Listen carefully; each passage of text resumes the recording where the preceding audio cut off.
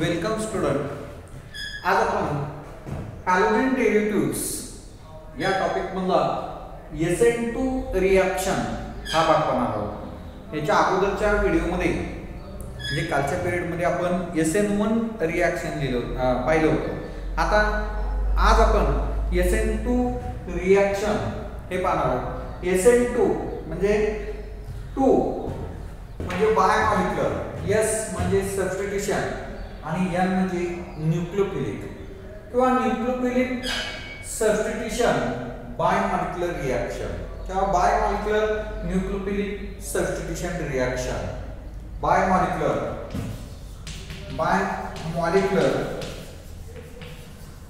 Nucleophilic substitution reaction. Nucleophilic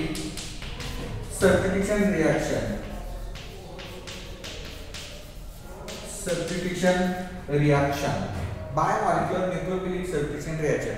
आता हे असं लिहिलं तरी बरोबर आहे किंवा SN2 असं लिहिलं तरी बरोबर आहे.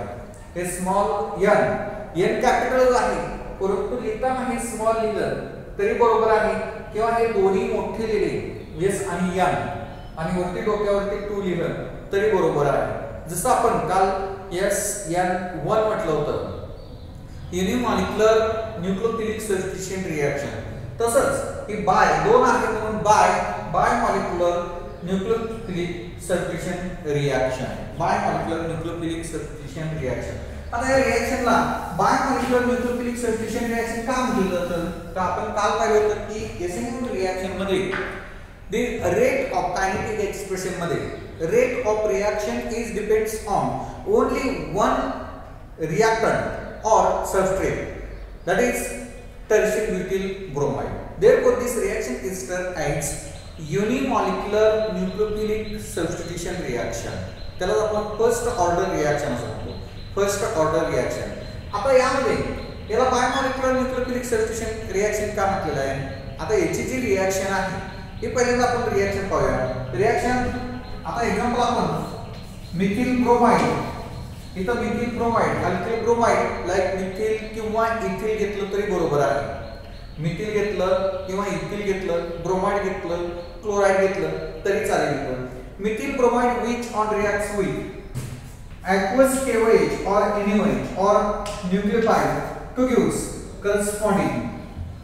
corresponding या ठिकाणी अल्कोहोल तयार होते to give CH3OH plus Br minus.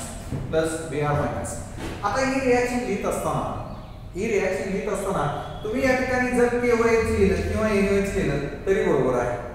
NaOH लिहिलं किंवा KOH, aqueous KOH किंवा NaOH घेतलं तरी बरोबर आहे. फक्त इथं मायनर प्रोडक्ट जो आहे तो समजा KOH घेतलं तर KBr येईल आणि NaOH घेतलं तर NaBr येईल किंवा अशा प्रकारे लिहिलं घेतली रिएक्शन तरी चालेल.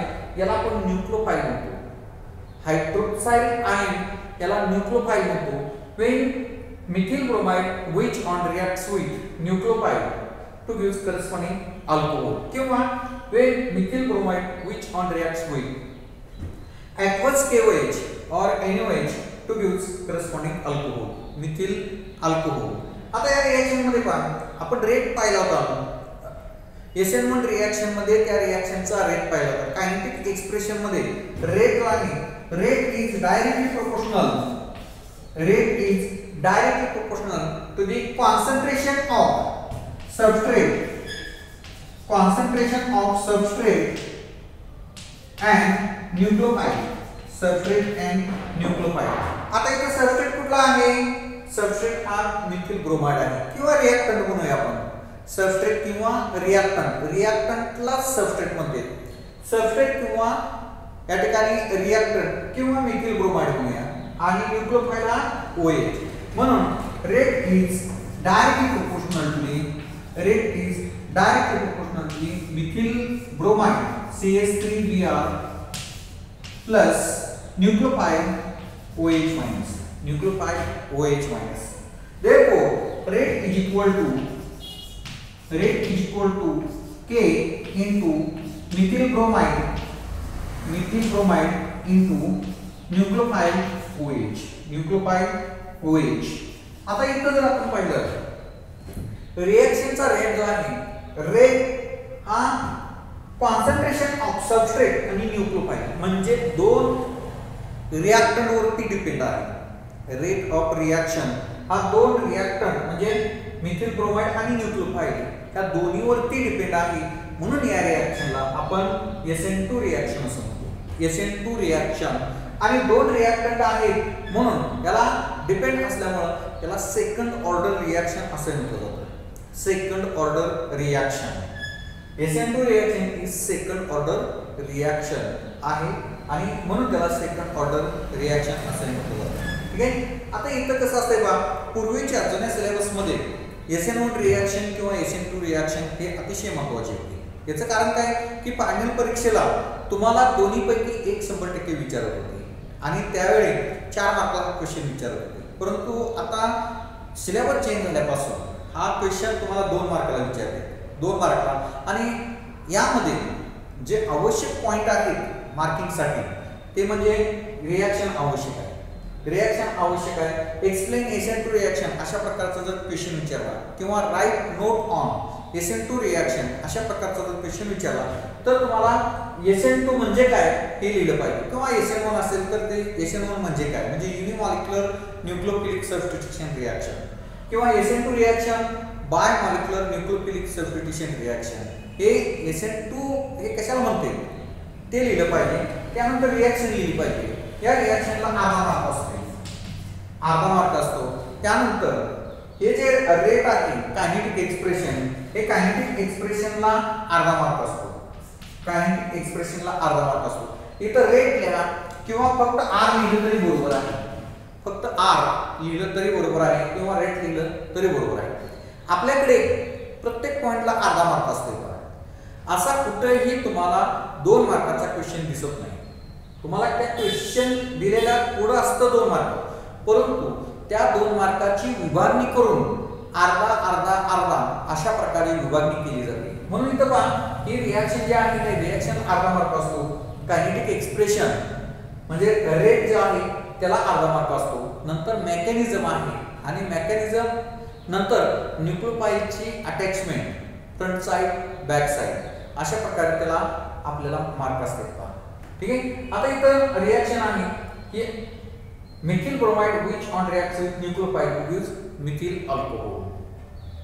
आणखी एक महत्त्वाचं पहा, हे जे रिएक्शन आहे SN1 reaction the order of this reaction is primary alkyl halide is greater than secondary alkyl halide is greater than tertiary alkyl halide. tertiary alkyl halide म्हणजे तुम्हाला डिस्टिंग्विशचा जर क्वेश्चन विचारला how will you distinguish SN1 reaction and SN2 reaction असा जर question विचारला तर हे महत्त्वाचा पॉइंट आहे. कारण SN1 रिएक्शन मध्ये आपण पाहिले tertiary is greater than secondary is greater than primary अशा प्रकारे. आता यामध्ये नंतर SN1 रिएक्शन मध्ये आपण पाहिले की फर्स्ट ऑर्डर रिएक्शन आहे ही सेकंड ऑर्डर रिएक्शन आहे. सेकंड ऑर्डर रिएक्शन आहे तिथं ती रिएक्शन युनिमॉलिक्युलर आहे ही बाय मॉलिक्युलर रिएक्शन आहे. ठीक आहे. आता ही रेट झाल्यानंतर मेकॅनिझम हे रिएक्शन कुठलीही रिएक्शन तुम्हाला ही सरळ दिसते परंतु याच्यामध्ये अनेक इंटरमिडिएट ज्या रिएक्शन असतात आणि टोटल रिएक्शन होते त्याला आपण मेकॅनिझम म्हणतो. आता ही मिथिल ब्रोमाइडचे मेकॅनिझम काय आहे या रिएक्शनचं मेकॅनिझम आपण पाहूया. पहिल्यांदा काय होतं पहा, हा मिथिल ब्रोमाइड आहे. या मिथिल ब्रोमाइड मधून हा Br हा पार्टली रिमूव्ह होतो आणि पार्टली रिमूव्ह होऊन त्यानंतर पार्टली OH- अटॅच होतो आणि नंतर त्या ठिकाणी ट्रान्झिशन स्टेट तयार होते आणि ट्रान्झिशन स्टेट तयार झाल्यानंतर त्यातला Br जो आहे तो Br हा कंप्लीटली रिमूव्ह होतो आणि कंप्लीटली रिमूव्ह झाल्यानंतर हा OH- हा पूर्ण अटॅच होतो हा कार्बन ॲटमला मिथिल ग्रुपच्या कार्बन ॲटमला आणि त्या ठिकाणी 100% हा प्रोडक्ट मिळतो. आता या रिएक्शन मध्ये आपण किंवा मेकॅनिझम मध्ये आपण मेकॅनिझम पाहूया. हा मिथिल ग्रुप आहे. मिथिल ग्रुप H आणि हा Br आहे. Br हा जो OH- आयन आहे हा OH- आयन या Br च्या अपोजिट साइडने त्या कार्बन ॲटमला अटॅच होतो. कार्बन ॲटमला अटॅच होतो कारण का तर या अपोजिट साइड का अटॅच होतो तर त्यामध्ये रिपल्शन होते.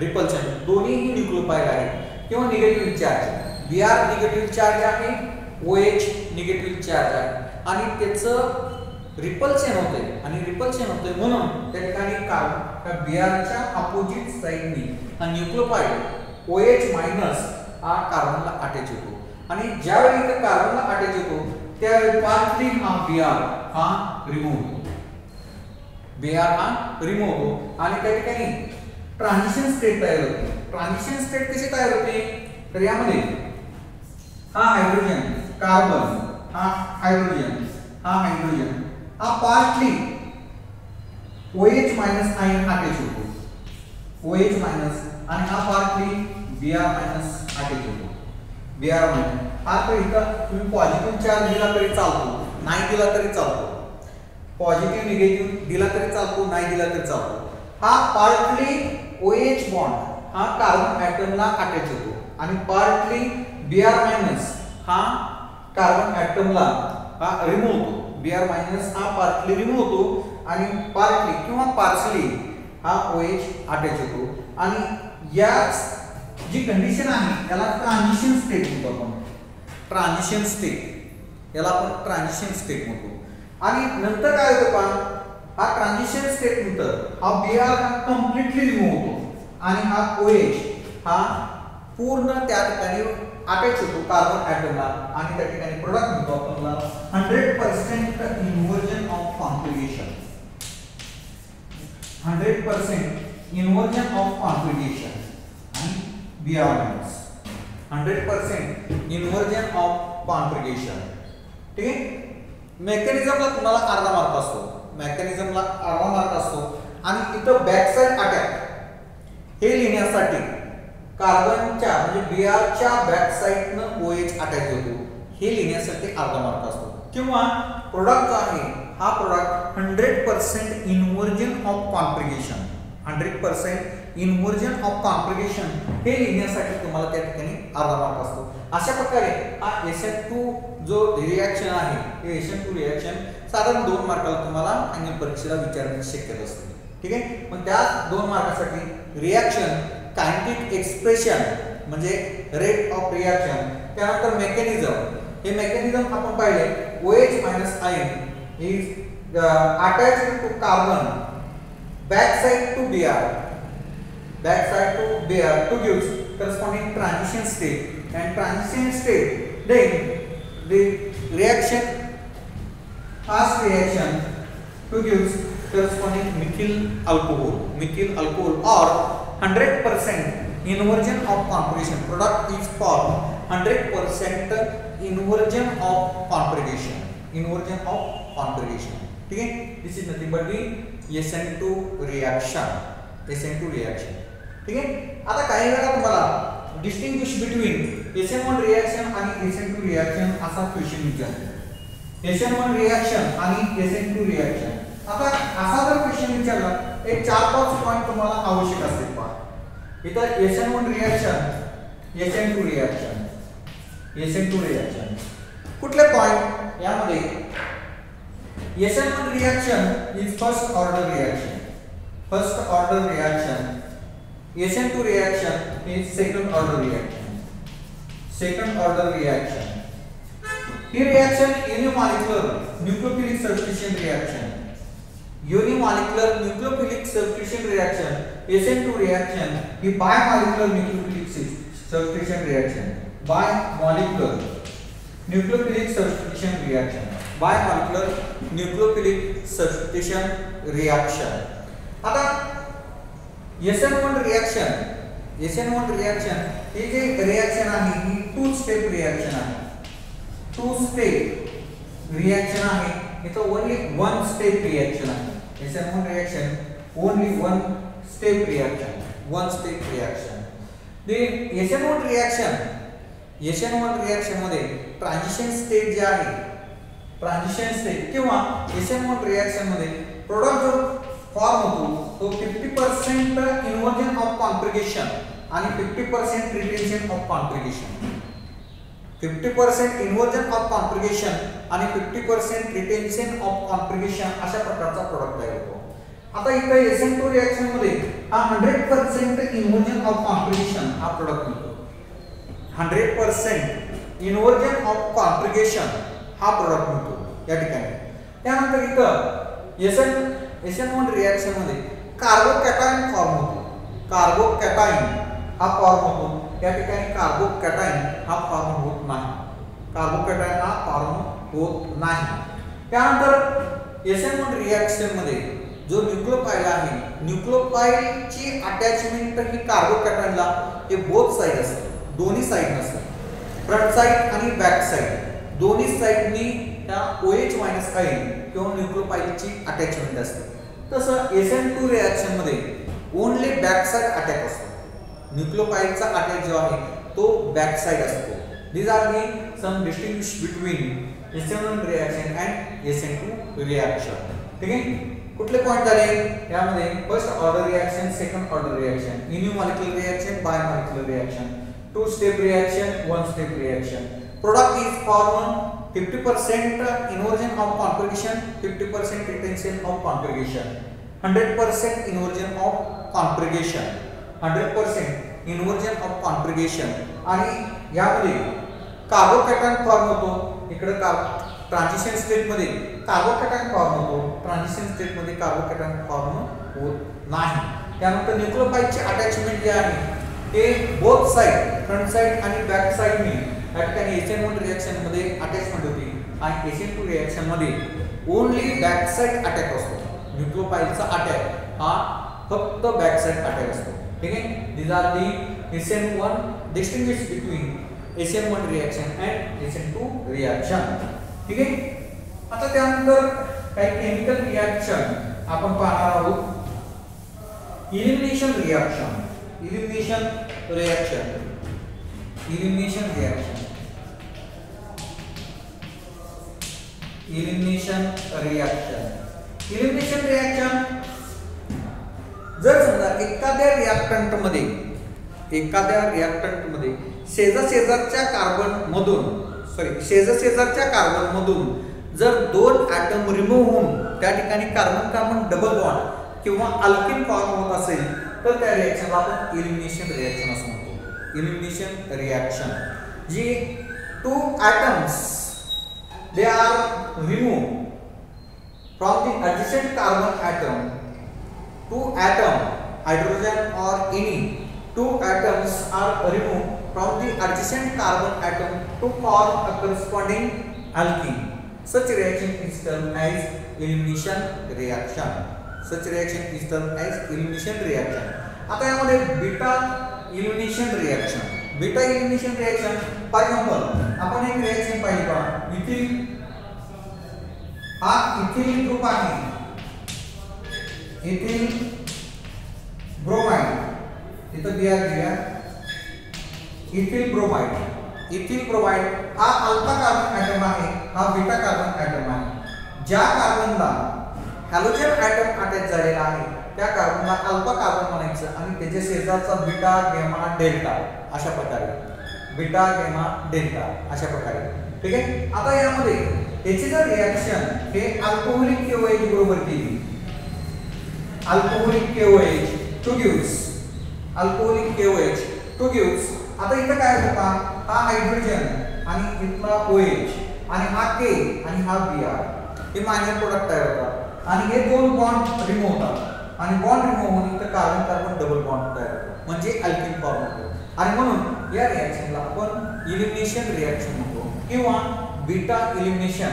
बीटा हायड्रोजन ॲटम आहे म्हणून बीटा एलिमिनेशन रिएक्शन असं म्हणतो. बीटा एलिमिनेशन रिएक्शन हा carbon hydrogen double bond carbon hydrogen hydrogen plus H2 plus HBr sorry KBr potassium bromide produce corresponding alkene like ethene. Ethene form होते. Produce corresponding alkene like ethene. When alkyl bromide like ethyl bromide which on reacts with alcoholic KOH to give corresponding ethene. This reaction is termed as beta elimination reaction. कारण का तर इथं beta कार्बनचा hydrogen item remove होतो आणि hydrogen item remove होतो आणि म्हणून या ठिकाणी या रिएक्शनला आपण बीटा एलिमिनेशन रिएक्शन असं म्हणतो. ठीक आहे.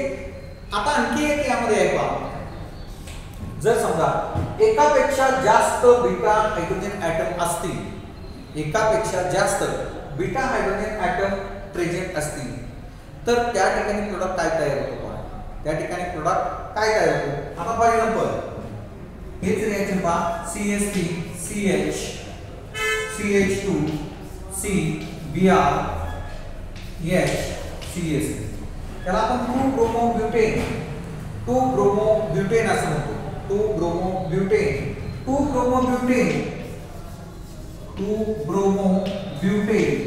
या रिएक्शन मध्ये हा जो कार्बन ॲटम आहे हा अल्फा आहे. हा अल्फा हा बीटा 1 किंवा बीटा 2 आणि हा बीटा 1. अशा प्रकारे आता समजा हा Br हा अल्फा, हा बीटा आणि हा बीटा आहे. अशा रिएक्शन मध्ये जर एलिमिनेशन रिएक्शन झाली, when which one reacts with aqueous KOH,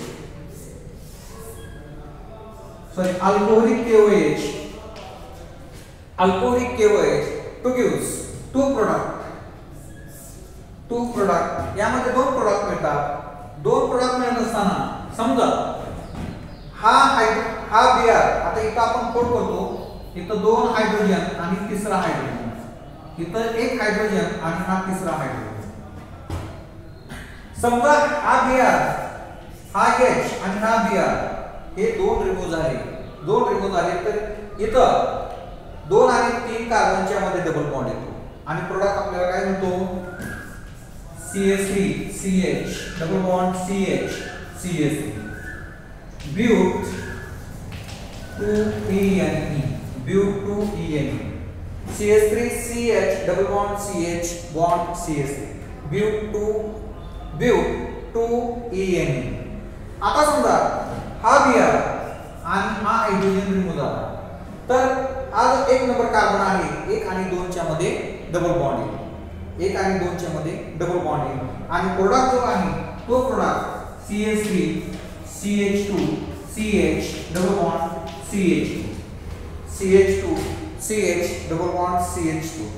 आता इथं हा काय आहे, ब्यूट 1ENE हा प्रोडक्ट, म्हणजे ब्यूट 1ENE आणि ब्यूट 2ENE हे दोन्ही प्रोडक्ट हे वेगवेगळे प्रोडक्ट आहेत. आता याचा मेजर प्रोडक्ट कुठला, इथं लॉस ऑफ, इथं काय तयार होतंय, हा KBr आणि KOH, KBr आणि वॉटर H2 रिएक्शन बॅलन्स केल्यानंतर HBr आणि इथं KOH H2 आणि KBr हे दोन मायनर प्रोडक्ट तयार होते. ठीक आहे. आता मायनर प्रोडक्ट लिहिण्याची आणखी एक पद्धत आहे, ॲरोच्या खाली डॅश करून किंवा बॉन्ड डॅश करून KBr डॅश करून H2 हे असं का लिहिते, तर याचा अर्थ पुढे ते मायनर प्रोडक्ट आहे, हे मायनर प्रोडक्ट आहे रिएक्शन बॅलन्स केल्यानंतर. मग अशी रिएक्शन बॅलन्स करायचं म्हटलं की इथं 2 घ्यावं लागेल, मग तुम्ही अशा प्रकारे लिहिले तरी बरोबर आहे. ठीक आहे. आता यातला ब्यूट 2ENE आणि ब्यूट 1ENE यातला मेजर प्रोडक्ट कुठला आहे, major product according to Saytzeff's rule the when 2-bromobutane which on alcoholic KOH to gives different product but 1ENE and 2-but-2ENE. The major product is but-2ENE because according to Sadzap's rule, the alkene is formed which contain more number of alkyl group which is attached to the carbon-carbon double bond. Such product is a major product according to Sadzap's rule. Sadzap's rule काय सांगतो? Sadzap's name of the scientist. Sadzap's rule काय सांगतो?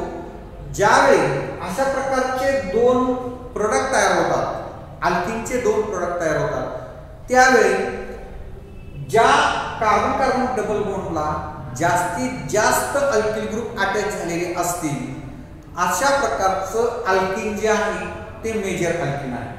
अशा प्रकारचं alkene जे आहे ते major product आहे किंवा मेजर अल्किन आहे. आता इथे जर आपण पाहिलं हे दोन कार्बन ॲटम आहेत. या दोन कार्बन ॲटमला या कार्बनला एक मिथिल ग्रुप अटॅच झालेला आहे, या कार्बनला एक मिथिल ग्रुप अटॅच झालेला आहे. म्हणजे इथं कार्बन कार्बन डबल बॉन्डला दोन अल्किल ग्रुप अटॅच झालेले आहेत, दोन अल्किल ग्रुप अटॅच झालेले आहेत. परंतु ब्यूट ब्यूट 1 यामध्ये कार्बन कार्बन डबल बॉन्डला या कार्बनला एकही अल्किल ग्रुप अटॅच झालेला नाही. हायड्रोजन नाही, अल्किल ग्रुप. अल्किल म्हणजे कुठला? मिथिल, इथिल, प्रोपिल, सेकंडरी किंवा आयसो, निओ, टर्शियरी याला अल्किल ग्रुप म्हणतो. इथं जर पाहिलं आपण या कार्बन ॲटमला एकही अल्किल ग्रुप अटॅच झालेला नाही. तर इथं काय अटॅच झालंय? इथं दोन हायड्रोजन ॲटम अटॅच झालेले. आणि इकडे जर आपण पाहिलं तर एकच अल्किल ग्रुप हा इथिल अटॅच झालेला आहे. 2 नंबर कार्बनला एक इथिल ग्रुप अटॅच झालेला आहे. अकॉर्डिंग टू सॅडझॅप्स रूल ज्या अल्किन मध्ये कार्बन कार्बन डबल बॉन्डला जास्तीत जास्त अल्किल ग्रुप अटॅच झालेला आहे तो मेजर अल्किन. म्हणून according to Saytzeff's rule the bute 2 is a major product and bute 1 minor product. आता मायनर आणि मेजर म्हणजे काय? की समजा हे दोन्ही मिळून 100% प्रोडक्ट असतील, दोन्ही मिळून 100% प्रोडक्ट आहे. त्या 100% मध्ये समजा हा 60% असेल तर हा 40% असेल, हा 70% असेल तर हा 30% असेल. म्हणजे यातला मेजर प्रोडक्ट आहे हा मेजर प्रोडक्ट हा ब्यूट 2 आहे. ब्यूट 2 हा मेजर प्रोडक्ट आहे अकॉर्डिंग टू सॅडझॅप्स रूल. आणि ब्यूट 1 हा मायनर प्रोडक्ट आहे. ठीक आहे, अकॉर्डिंग टू सॅडझॅप्स रूल. आता सॅडझॅप्स रूल काय सांगतो? समजा एखादा अल्किन असेल, अल्किन या अल्किन मध्ये हा कार्बन कार्बन डबल बॉन्ड आहे, हे कार्बनला दोन डायरेक्ट अल्किल ग्रुप अटॅच झालेले आहेत. हा एक अल्किल ग्रुप, हा एक अल्किल ग्रुप, हा एक अल्किल ग्रुप आणि हा एक अल्किल ग्रुप. यातला मेजर प्रोडक्ट हा मेजर प्रोडक्ट आहे. यातला समजा एका अल्किल ग्रुप रिप्लेस होऊन त्या ठिकाणी हायड्रोजन ॲटम अटॅच झाला, डबल बॉन्ड RH. समजा या ठिकाणी आणखी दोन अल्किल ग्रुप रिप्लेस झाले, RH double bond RH CR. हा मेजर आहे.